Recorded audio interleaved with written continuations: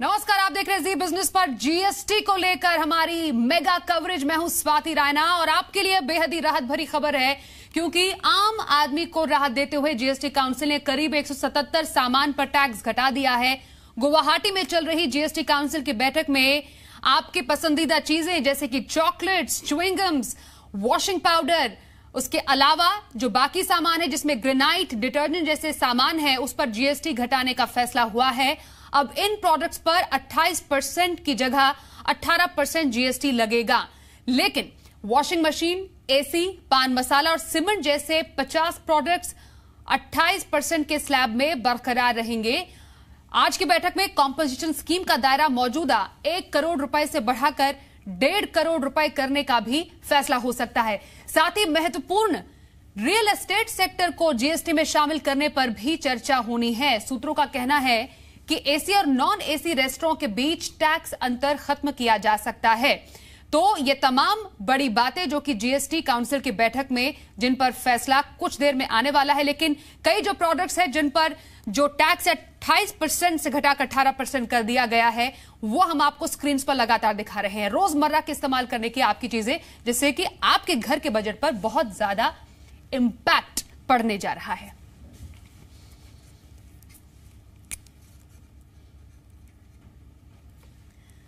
जी, हम आपको बताएं कि जहां पर ये जीएसटी काउंसिल की बैठक चल रही है गुवाहाटी में, मेरे सहयोगी आलोक लगातार ट्रैक कर रहे हैं पूरी डेवलपमेंट्स को और सबसे लेटेस्ट अपडेट्स हम तक पहुंचा रहे हैं। और जीएसटी में अब तक क्या हुआ है, कैसी दरें घटी हैं, किन किन प्रोडक्ट्स पर कितनी दरें घटी है और आम आदमी को कितना फायदा हुआ है, मेरी सहयोगी अनुया बताने के लिए मौजूद है। इस पर हम बातचीत जरूर करेंगे, लेकिन सुशील कुमार मोदी ने जीएसटी काउंसिल की बैठक के बाद क्या महत्वपूर्ण बातें कही है, ये सुनिए।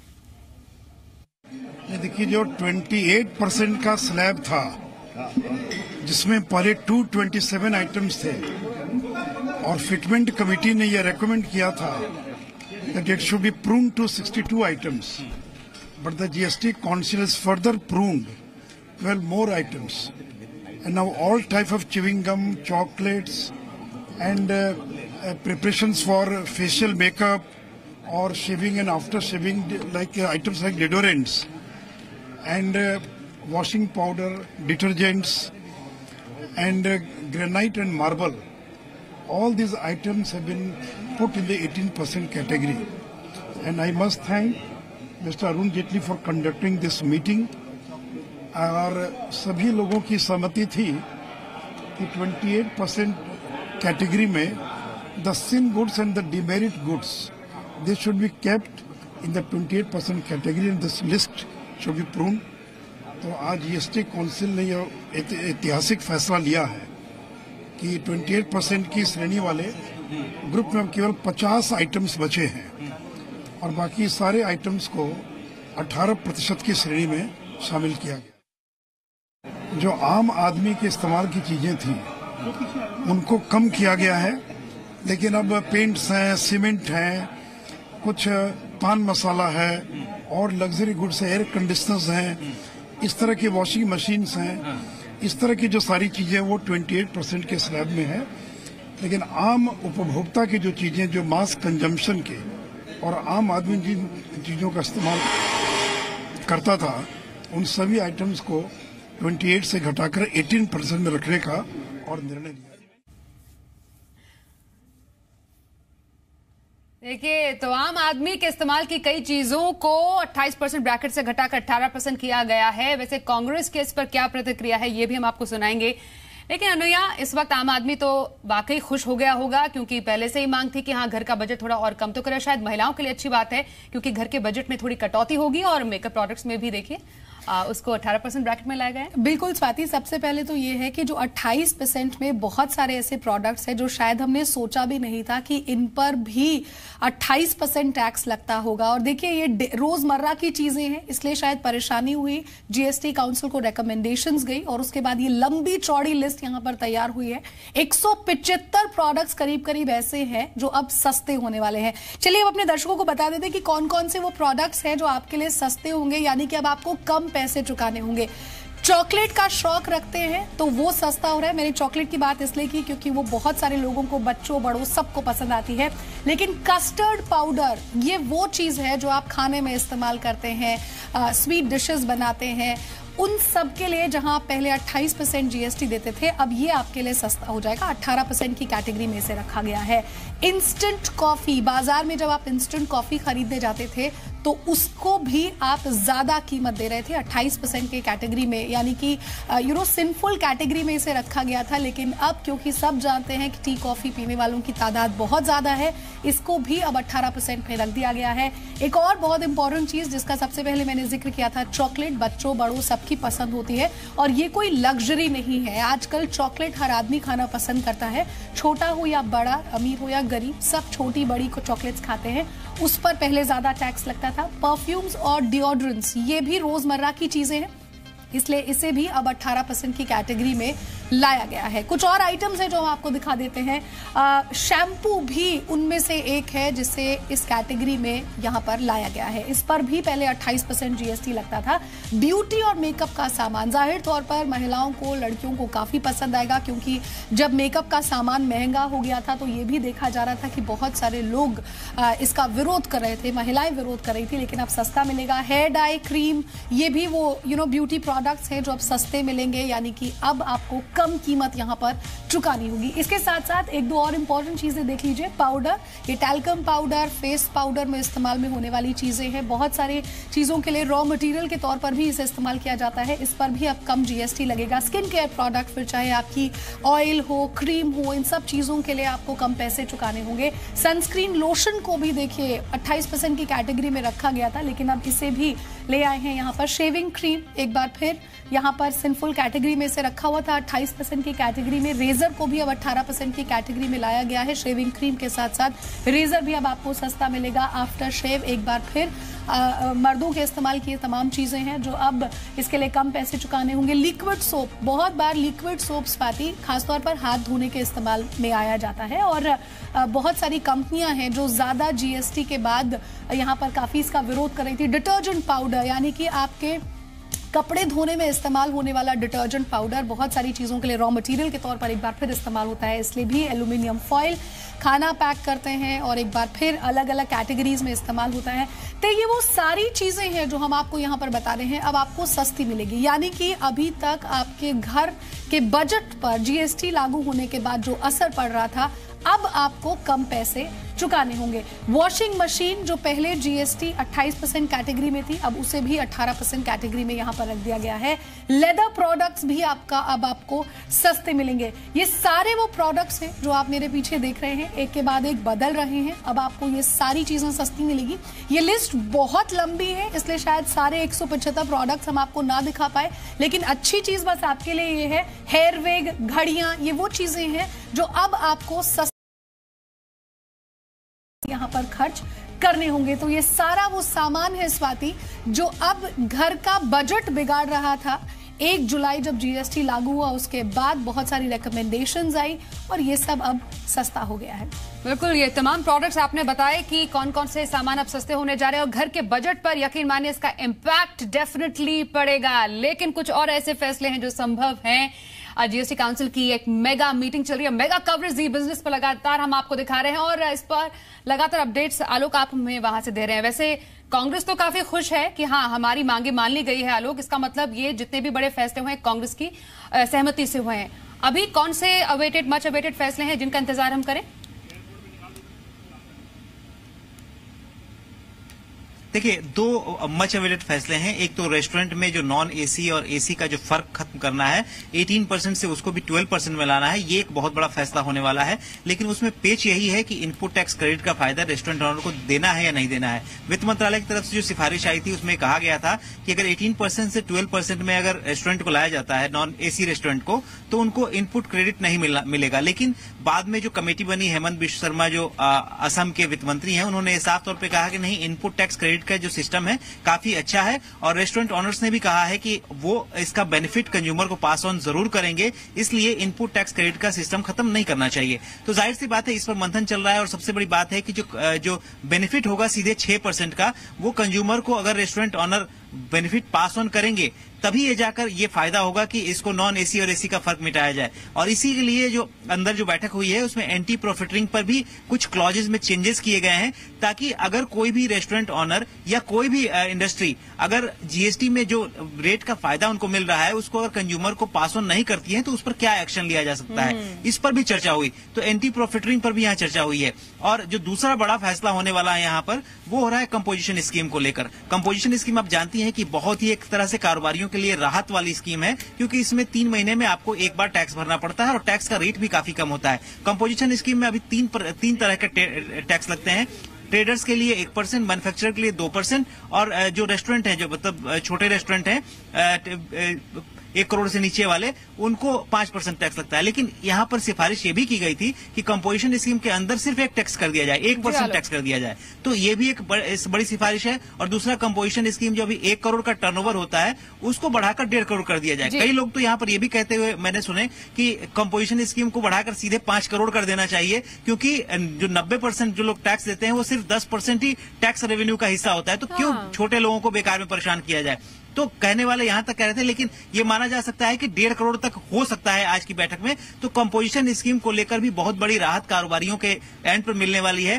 कंज्यूमर के एंड पे तो मिल चुकी, कारोबारी जगत वेट कर रहा है कि कारोबारी के एंड पे क्या बड़ी राहत, तो वो क्या क्या राहत दे सकते हैं। तो ये बहुत लेट फाइलिंग पर भी, क्योंकि देखिए यहाँ पर जो जितने भी कारोबारी थे वो ये मांग कर रहे थे कि जुर्माना जो हम पर बहुत ज्यादा लगता है, प्लीज अभी सिस्टम अप टू डेट नहीं है, टीदिंग प्रॉब्लम्स है, तो क्या वहां पर रियायत मिल सकती है?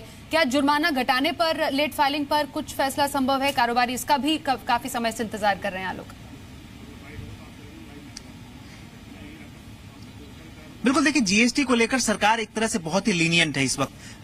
रिटर्न फाइल करने में दिक्कत हो रही है, सबको मालूम है, क्योंकि जीएसटीएन जो नेटवर्क है उसको लेकर लगातार इश्यू आ रहे हैं। और उसी की वजह से बिहार के उप मुख्यमंत्री हैं सुशील कुमार मोदी, उनके द्वारा जो एक कमेटी बनाई गई है, जो इसके अध्यक्ष हैं, उसकी लगातार कई सारी बैठकें बेंगलुरु में हुई हैं। और इन्फोसिस जो इस पूरे जीएसटी नेटवर्क अलाउ कर रहा है उसके साथ कई सारी बैठकें हो चुकी हैं। और उम्मीद यही की जा रही है कि जीएसटीएन का जो दिक्कत है वो जल्दी खत्म होगा और व्यापारी जो है जिनको टैक्स रिटर्न भरने में दिक्कत हो रही है, उसकी वजह से उन पर पेनाल्टी, फाइन लगने की आशंका है, वो भी खत्म हो जाएगी। लेकिन वित्त मंत्रालय और केंद्र सरकार इस बात को लेकर बहुत पॉजिटिव है कि इस वक्त कारोबारियों को बहुत ज्यादा परेशान करने की जरूरत नहीं है। पूरा फोकस जो दिया जाए वो 10% एसएससी पे दिया जाए, क्योंकि 90% जो रेवेन्यू होता है इनडायरेक्ट टैक्स का वो वहीं से आता है। तो क्यों हम 90% लोगों को परेशान करें, अभी फिलहाल छोड़ दें और धीरे धीरे आने वाले दिनों में एक एक करके चीजों को कंप्लायंस बढ़ाया जाए। तो ये इस बात को लेकर वित्त मंत्रालय पूरी तरह से तैयार है। और बहुत ज्यादा टैक्स, पेनाल्टी, फाइन को लेकर केंद्र सरकार अभी सीरियस नहीं है।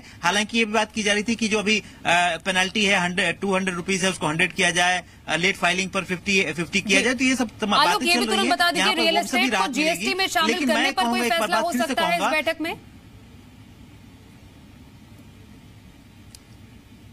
देखिए, अभी काफी इनिशियल है। पिछली बैठक में भी रियल एस्टेट को लेकर चर्चा हुई थी, इस बैठक में भी चर्चा हो रही है। लेकिन रियल एस्टेट को इतनी जल्दी जीएसटी के दायरे में लाना संभव नहीं है, क्योंकि जीएसटी, रियल एस्टेट एक ऐसा सब्जेक्ट है जो स्टेट्स के लिए सीधे सीधे कह सकते हैं कि रेवेन्यू जनरेट करता है। कोई भी स्टेट ये नहीं चाहेगा कि अपने हाथ से जो रेवेन्यू का मैकेनिज्म है वो छोड़ के केंद्र सरकार को दे दिया जाए। तो ये एक बहुत बड़ा पेच है राज्य सरकारों के लिए, उनके रेवेन्यू के लिए, जिससे वो अभी नहीं छोड़ना चाहेंगे। अभी उन्होंने कई सारी चीजें उन्होंने फॉरगो की है, लेकिन वाकई आलोक आपके लिए काफी ज्यादा महत्वपूर्ण दिन है, बिजी दिन है। अपडेट आप लगातार हमें पहुंचा रहे हैं। गुवाहाटी में जीएसटी काउंसिल की बैठक चल रही है।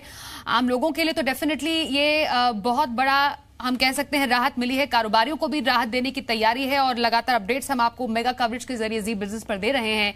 लेकिन जीएसटी पर हुई आज की बैठक में कई आइटम्स पर आम लोगों को राहत दी गई है। और इस मुद्दे पर बिहार के डिप्टी सीएम सुशील कुमार मोदी से एक्सक्लूसिव बातचीत की जी मीडिया संवाददाता रीमा पाराशर ने। हमारे साथ हैं बिहार के उप मुख्यमंत्री और जीएसटी काउंसिल के सदस्य सुशील मोदी जी। सुशील जी, आम आदमी को सीधे राहत देने की कोशिश है, जिस तरह के सवाल कई दिनों से उठाए।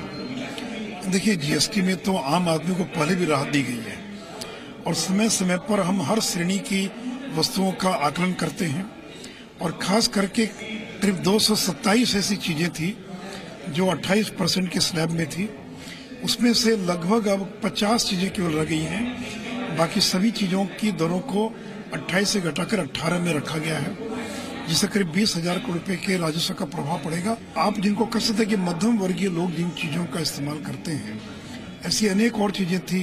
अब जैसे प्लाईवुड है, अब प्लाईवुड पर बिहार में 5% लगता था, लेकिन तमिलनाडु कर्नाटक में उसमें ज्यादा टैक्स लगता था। तो कुछ विसंगतियां पैदा हो गई थी।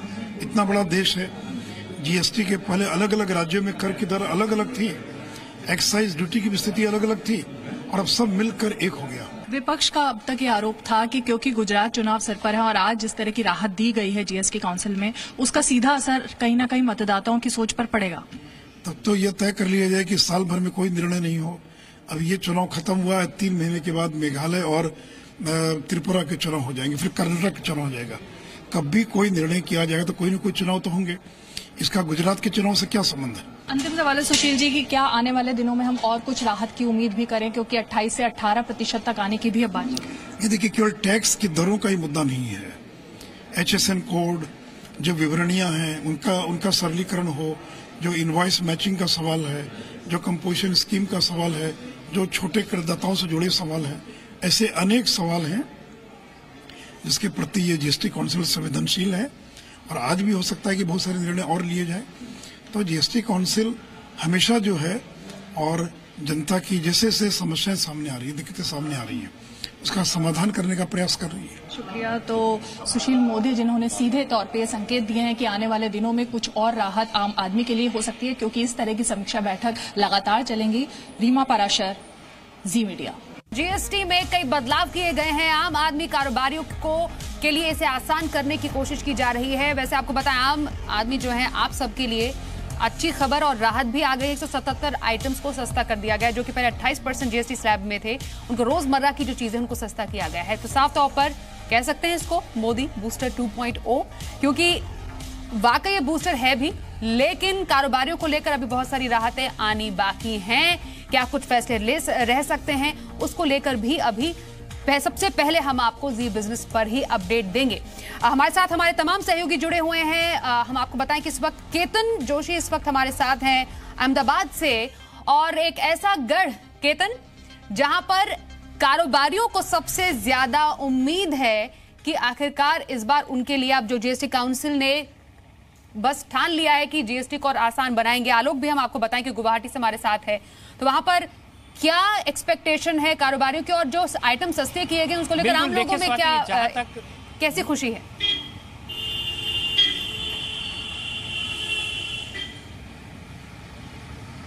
देखिए, जहां तक गुजरात का सवाल है, काफी लोग उत्सुक है, क्योंकि लगातार आप देखते होंगे कि गुजरात से ही एक विरोध की आवाज उठी थी कि कहीं ना कहीं जीएसटी है वो टेक्सटाइल कारोबारों के लिए, जो डायमंड ट्रेडर्स है उनके लिए और सबके लिए काफी दिक्कत का एक सबब बनी हुई थी। और खुद पीएमओ ने यहाँ पर एक आईआरएस की टीम को भेजा था सर्वे करने के लिए कि आखिरकार जीएसटी में क्या बदलाव करने होंगे। और साथ ही साथ चुनाव है, चुनाव को अब महज 30 दिन ही बचे हैं गुजरात में।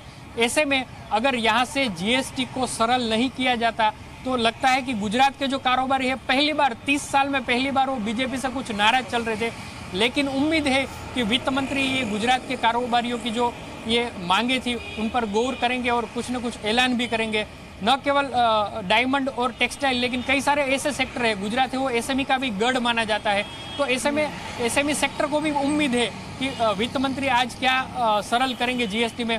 टैक्स देने से किसी को परहेज नहीं है, लेकिन जो उनकी प्रक्रिया है, जो उनके स्लैब है, वहाँ कहीं ना कहीं अगर बदलाव आता है तब जाकर गुजरात का ही कारोबारी नहीं, लेकिन समूचे देश का कारोबारी है वो प्रसन्न होगा। और सरकार भी यही चाहती है।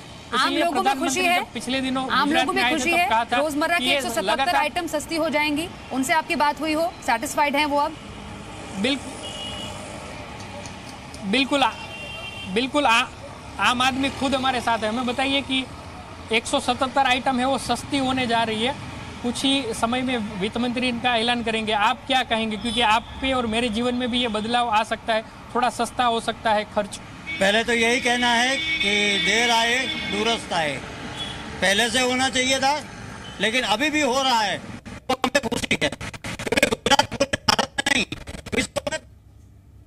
जी बिल्कुल, आम आदमी तो खुश है, लेकिन जीएसटी काउंसिल की जो मीटिंग है वो जारी है। तस्वीरें में देखिए वित्त मंत्री अरुण जेटली, हसमुख अढ़िया भी वहां पर हैं, लेकिन डेफिनेटली कुछ और ऐलान अभी बस होने जा रहे हैं और सबसे पहले हम आपको यहीं पर बताएंगे अपने प्लेटफॉर्म पर जी बिजनेस पर। लेकिन जीएसटी काउंसिल की बैठक पर हर अपडेट जी बिजनेस आपके पास पहुंचा रहा है और साथ ही लगातार कवरेज तो हम आपको दे ही रहे हैं, लेकिन 6 बजे से खास तौर पर हम आपके लिए लाएंगे जीएसटी पर नॉन स्टॉप कवरेज।